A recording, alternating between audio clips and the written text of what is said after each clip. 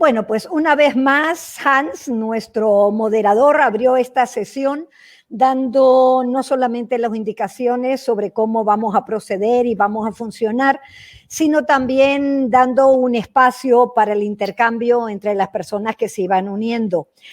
Algo que me parece muy importante es que antes de iniciar la agenda de los temas como tal, estuvo con nosotros Norman desde Honduras, no únicamente participando y escuchando, sino también haciendo un saludo, y recordó que hace 21 años se dio un encuentro de conservación privada en Costa Rica que fue facilitado por el CBM, etcétera, etcétera. Entonces fue un recuerdo bonito del origen de las redes de conservación privada de todo Centroamérica.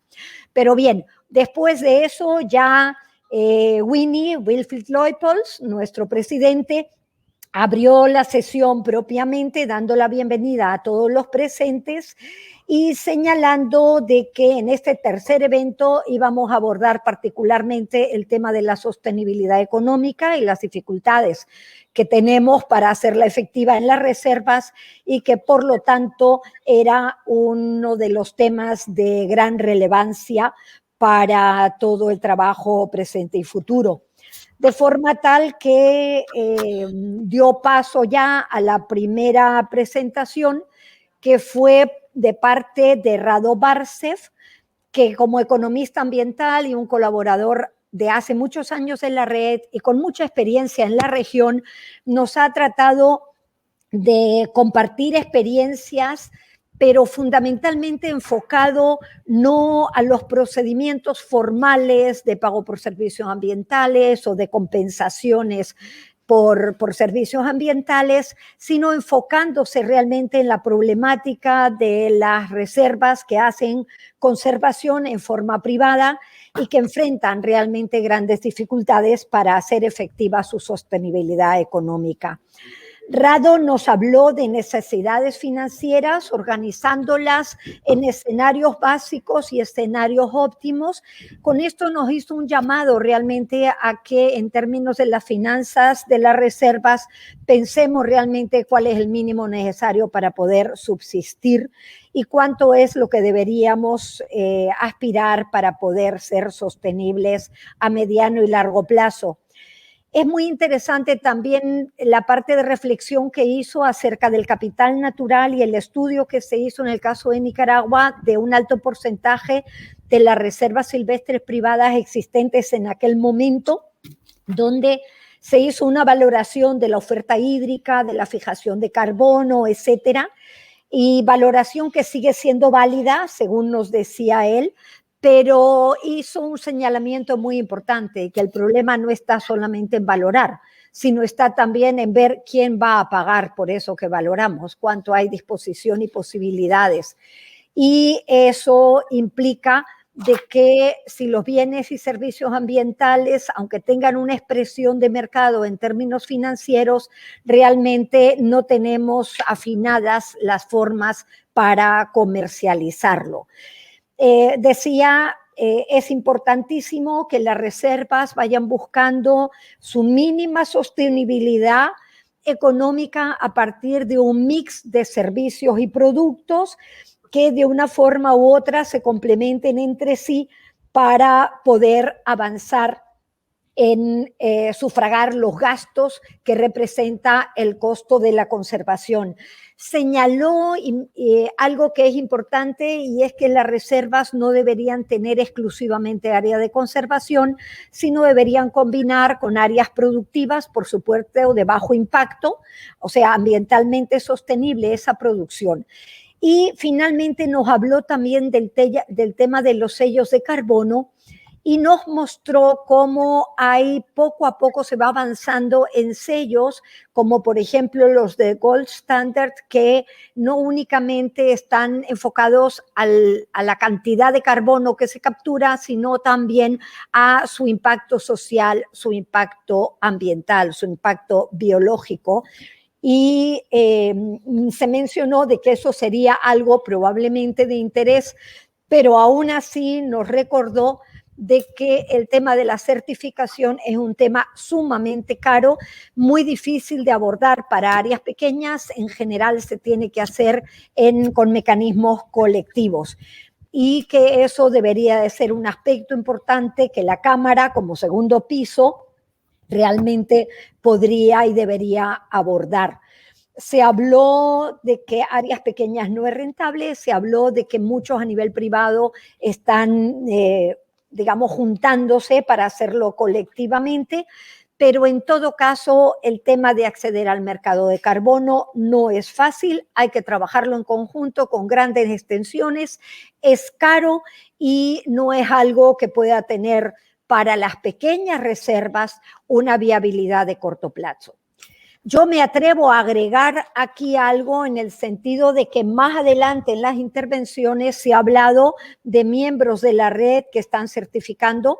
y es correcto, pero son principalmente áreas de reforestación. El área propiamente de conservación, creo que estamos pobres en experiencia de certificación en ese sentido. Bien, Rado prácticamente concluyó diciéndonos de que era sumamente importante aprovechar el mercado de commodities, aprovechar todo lo que pueda ser la diversificación en una reserva para de esa forma poder ir alcanzando niveles mínimos de sostenibilidad económica. Y finalmente insistió en que la acción conjunta es el mejor mecanismo para avanzar en la sostenibilidad. Después de Rado tuvimos la intervención de Pablo Carazo y Carlos Sandí desde Costa Rica, donde compartieron con nosotros la experiencia de la red de Costa Rica en sus casi 25 años de existencia. Es la primera red que existió en Centroamérica, y cómo actualmente tienen ya más de 217 reservas naturales que se enlazan a través de la red. Nos hablaron de que en un principio en Costa Rica gozaron de algunos mecanismos promovidos por el Estado y por la cooperación internacional en su conjunto que favorecían pequeñas inversiones o gastos en el tema de conservación, y que eso permitió un mínimo de sostenibilidad en la gestión, situación que en el caso de Costa Rica con FONAFIFO se vio reforzado, puesto que al pagar todos a través del combustible un impuesto que beneficiaba a la conservación, pudo haber algunos recursos imprescindibles para poder avanzar en este tema. Pero claro, todo no es color de rosa. También nos hablaron de que hoy en día todo esto es bastante más complicado. Incluso se mencionó no únicamente complicado porque se ha reducido la cooperación externa en este tema por el tema de la dificultad de los fondos que en el marco del cambio climático para mitigación, para adaptación, etcétera, se manejan, y cómo esto está manejado principalmente a través de grandes escalas, sino también por el hecho de que incluso ante una situación de emergencia como se ha venido dando con la pandemia, pues es una excusa también en el Estado para echar mano de recursos para la conservación que no se ven como tan inmediatos, lo cual obviamente repercute en todo el sector. Lo importante me parece es que realmente los compañeros desde Costa Rica nos están diciendo hay momentos donde hay más posibilidades, hay momentos donde hay menos, pero ellos siguen trabajando, siguen en la lucha, incluso cuando los socios o miembros de la red no tienen o no están al día con sus pagos, pues se busca cómo sufragar los gastos o reducir los gastos al mínimo. Después fue Carolina Coronado de la Junta Directiva de la Cámara Red RCP de Nicaragua, quien nos habló de los instrumentos que la red ha venido desarrollando para buscar acciones colectivas y contribuir a la sostenibilidad o a la contribución económica en las reservas. Nos habló de diferentes programas, instrumentos generados, incluso nos habló del registro de marca de 5 ámbitos de trabajo que nos lo fue enumerando y explicando en qué consistía cada uno de ellos. Pero antes de eso nos hizo una remembranza de algo que hace más de 10 años se venía discutiendo en la directiva de la red, y era el tema de las reservas y el bosque como supermercado. Realmente hay una variedad de productos que deberemos aprender a capitalizarlos, a manejarlos, algo que creo que coincide también con presentaciones posteriores, como nos lo dijo Winnie en el caso de Peliway. Carolina nos habló de cada uno de los instrumentos que se habían desarrollado. Además de eso, describió un poco el objetivo y la forma de actuar de cada uno de ellos. Y a continuación fue Carlos Belli quien, por la Reserva Silvestre Privada Monti Belli, nos habló de la aplicación de esos instrumentos y otras iniciativas también, tratando de combinar, y en el caso particular de la reserva, siendo una reserva fundadora de la red con más de 20 años de existencia, ha aprobado diferentes iniciativas, ha hecho diferentes esfuerzos, tanto en temas de servicios ecoturísticos, en la parte de turismo científico, en la parte de coemprendimientos, iniciando diferentes iniciativas, aula verde, incluso pago por servicios ambientales, por infiltración de agua, y concluyó diciéndonos que aún con todos esos esfuerzos no se alcanza para tener realmente una cobertura mínima de los gastos de protección y conservación que requiere la reserva. Y nos dijo en términos de perspectivas de que lo que se esperaría es que a través de la cámara de ese segundo piso que más tarde se abordó, pudieran encontrarse alternativas para hacer de estos instrumentos y de otros que puedan ser más eficientes, realmente métodos y formas de trabajo que puedan ser incluidos. Sí concluyó de que en forma individual realmente es muy difícil y se aspira a que colectivamente podamos tener más oportunidades. A continuación, después de la experiencia compartida por Monti Belli, tuvimos la intervención de Ove Farby, es el fiscal de la red de Nicaragua, quien nos habló de la experiencia de la finca Bosques de Tanzania, cuyo propietario es Nordic, una empresa nórdica que hace reforestación en Nicaragua, que hace plantaciones, nos dijo principalmente de teca, pero que a la vez tiene una reserva que es un área, por supuesto, mínima en relación a todas las áreas de plantíos forestales que tiene la empresa, pero que es un poco la contribución directa a la conservación. Nos explicaba también que incluso las áreas de reforestación, o más bien las plantaciones forestales, hacen una contribución también a la conectividad de algunas de las especies, como se muestra en estudios que han realizado. Esta finca Tanzania de 140 hectáreas, que es el área de conservación de la empresa, pues obviamente tiene una contribución, tiene un valor agregado para la empresa. Por lo tanto, no busca ser autosuficiente en términos económicos, sino que es rentable en el marco del manejo integral de la empresa, puesto que de esa forma la empresa puede obtener mejores precios por sus otros productos. Entonces, es un caso donde sí vemos claramente que el servicio ambiental que presta ese área de conservación tiene realmente un reconocimiento en el precio de otros productos. Esto lamentablemente no es el caso en las otras presentaciones que hemos escuchado. Después de Ove, donde señaló esos aspectos de gran importancia, tuvimos la presentación de Winnie en la reserva Peliway, donde nos habló de las experiencias de combinación de diferentes formas y productos y servicios, y que en ese supermercado hizo el intento y vienen haciendo el trabajo con diferentes productos, buscando lo más adecuado a las condiciones de conservación en un área de producción sostenible donde puedan complementarse. Nos habló de productos, digamos, súper favorables, como puede ser la miel. Nos habló también de la posibilidad de explorar otros temas, como puede ser la ganadería mular, y de alguna forma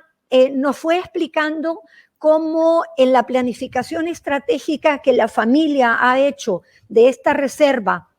para poder garantizar su objetivo de conservación y de contribución a la conectividad, que es el principal objetivo que marcó la existencia de esta finca para ellos, como adicional a eso han hecho una proyección y se calcula que pasarán 20 años hasta que la reserva pueda decir que ha llegado a alcanzar su punto de equilibrio como tal. Claro, en este caso no está vinculado a grandes inversiones como puede ser el tema de plantaciones forestales y comercialización de madera, lo cual nos demuestra que dentro de las reservas encontramos situaciones y panoramas muy diferentes. Winnie nos habló también de los conflictos culturales que se enfrentan en estos procesos, nos habló de las posibilidades a futuro, nos habló de las conclusiones en base a la experiencia, donde hizo énfasis en que se requiere un mix de productos y servicios y que además se requiere una planificación donde se consideren ingresos a corto, mediano y largo plazo, y que es hasta en el largo plazo donde realmente se puede alcanzar el punto de equilibrio. Y concluyó la presentación de una forma, a mi criterio, sumamente importante, y quiero repetirla. Al fin y al cabo nos decía, la reserva es una inversión en el futuro y necesita la participación de todos, pero especialmente de las nuevas generaciones, porque es importante que ella se encuentre en el sentido de la conservación, y en ese marco hizo énfasis en la importancia de la educación ambiental, particularmente en nuestro caso el desarrollo del programa Aula Verde. Una vez de que concluyó la explicación específica, a nombre de la red en su conjunto, Luis nos hizo la presentación, Luis López, como tesorero de la Junta Directiva, pero fundamentalmente el tratar de hacer una reseña de la red, de la Cámara, como un segundo piso para sus miembros.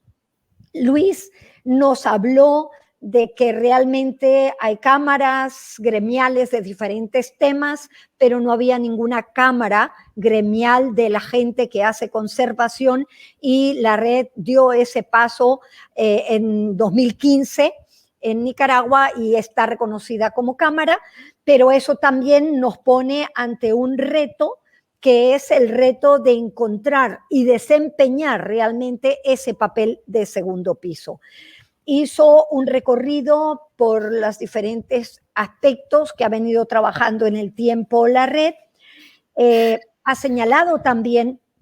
que en el contexto actual hay un crecimiento del número de reservas privadas en Nicaragua impulsado por el gobierno a través de diferentes proyectos de organismos multilaterales, pero que no necesariamente están adscritos por el momento a la Cámara. La mayoría son muy recientes y no lo mencionó Luis, pero yo quiero agregar, la mayoría además son fincas muy, muy pequeñas.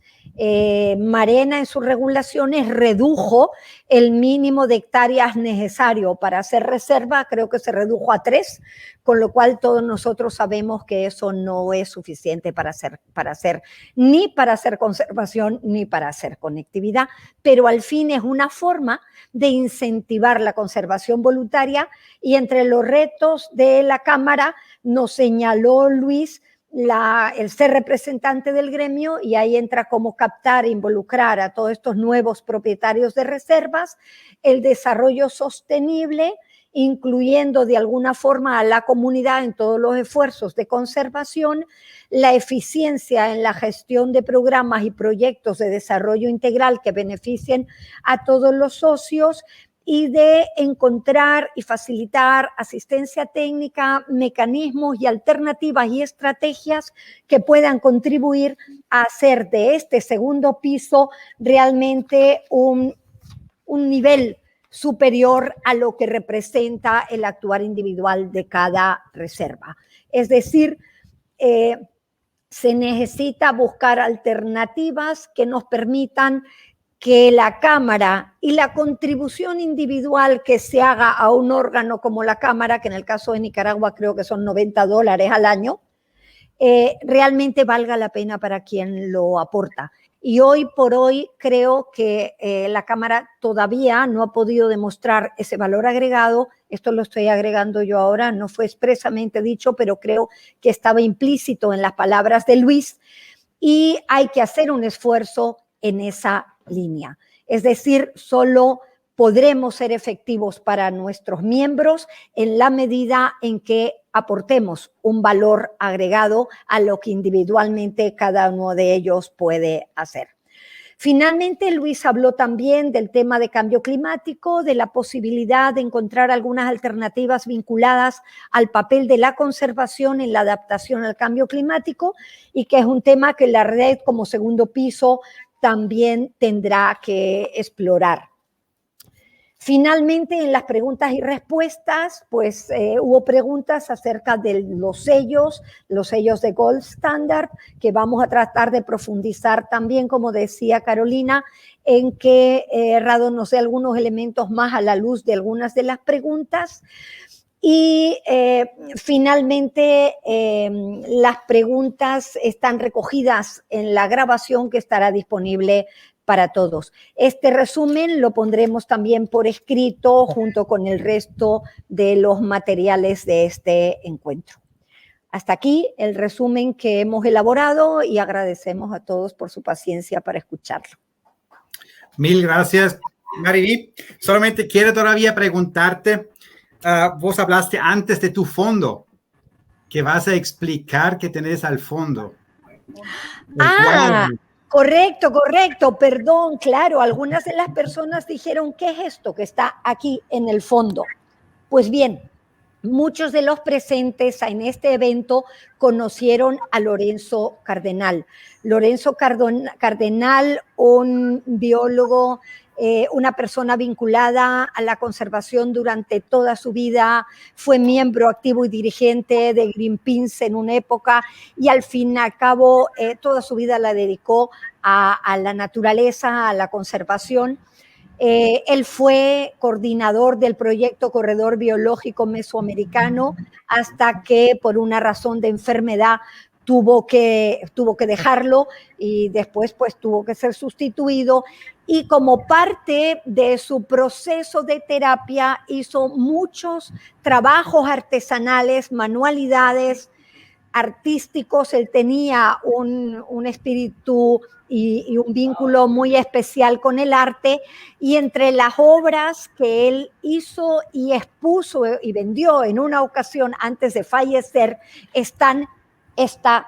obra. Aquí tiene la placa con su nombre, etcétera, y lamentablemente aquí donde está se cayó en una ocasión, se destruyó, y obviamente el autor no puede reconstruirla, puesto que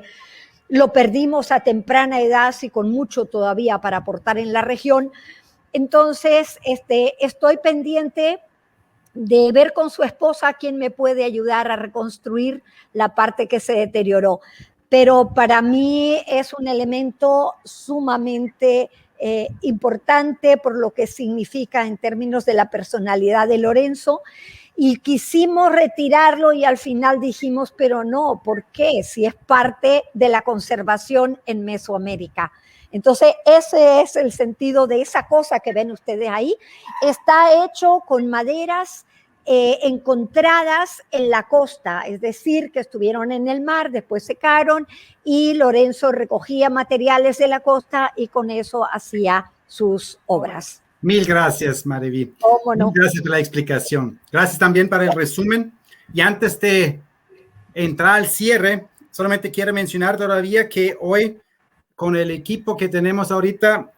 estábamos más de 35 personas participantes en todo el evento. Quiero agradecer de nuevo a todos los expositores, a todas las personas que estaban ahorita viendo y tienen interés en la conservación voluntario aquí en Mesoamérica. Y quiero dar la palabra de cierre a Wilfred Leupold, presidente de la Red de Reservas Silvestres Privadas de Nicaragua. Wilfred, por favor. Ok. Muchísimas gracias a ustedes todos. Muchísimas gracias a usted, Hans, que nos apoyó en sus vacaciones de realizar este evento. Y muchísimas gracias a Mariví, que ha resumido este largo discurso tan preciso. Para mí, conclusión es, conservación es posible, pero el camino del rey para llegar a la sostenibilidad no existe. Significa, debemos buscar en cada reserva el camino específico. Eso es un poco que yo saco de todo este. Entonces, otra vez, gracias. Y para los miembros de la red, nos vamos a ver por el último en diciembre, 15 de diciembre, cuando tenemos nuestra asamblea anual. Bueno, gracias.